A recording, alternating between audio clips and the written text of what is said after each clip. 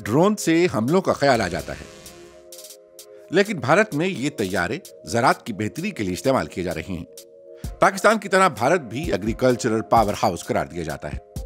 ये दोनों ममालिक ही अब काश्तकारी के जदीद तरीके अपना रहे हैं, लेकिन भारतीय हुकूमत बाकायदा तौर पर इस टेक्नोलॉजी को फरोग दे रही है। नई दिल्ली ने ड्रोन की दरामद पर जज़वी पाबंदी लगा दी है ताकि ड्रोन साजी की मकामी सनत की हौसला अफजाई हो सके। भारत सन 2030 तक इंटरनेशनल ड्रोन हब बनना चाहता है। दुनिया भर के मुतादिद ममालिक ज़राई मकासद की खातिर ड्रोन यूज कर रही हैं, बिलखसूस कीड़े मार अद्वियात और खाद के स्प्रे के लिए।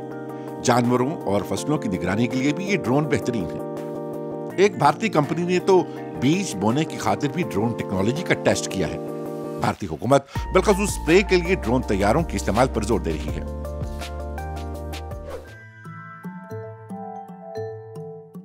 स्प्रे के लिए ड्रोन का इस्तेमाल कई हवालों से अहम साबित होगा।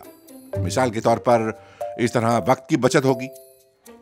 ड्रोन तैयारे केमिकल्स और खाद को जाया होने से भी बचा सकते हैं। यूं पैसों की बचत भी मुमकिन हो सकेगी। यही ड्रोन तैयारे आबपाशी को भी कंट्रोल कर सकेंगे, यानी पानी की बचत भी मुमकिन हो सकेगी। यूं सांपों के काटने से हलाकतों में भी कमी होगी। सिर्फ भारत में ही हर साल तकरीबन 58,000 किसान सांप के काटने से मर जाते हैं। क्या चैलेंजेस हैं? अजी सबसे बड़ा चैलेंज ड्रोन तैयारों की कीमतें हैं। तमाम हुकूमत इन किसानों के लिए खसूसी स्कीमें निकाल रही है। एक और मसला दही इलाकों में इंटरनेट का भी है, क्योंकि ड्रोन के तमाम फीचर्स यूज करने के लिए इंटरनेट दरकार होता है। ये किसान टेक्नोलॉजी से भी वाकिफ नहीं। इन्हें ड्रोन उड़ाने में भी मुश्किलात होंगी। इन्हें पहले ड्रोन कंट्रोल करने की तरबियत देना होगी।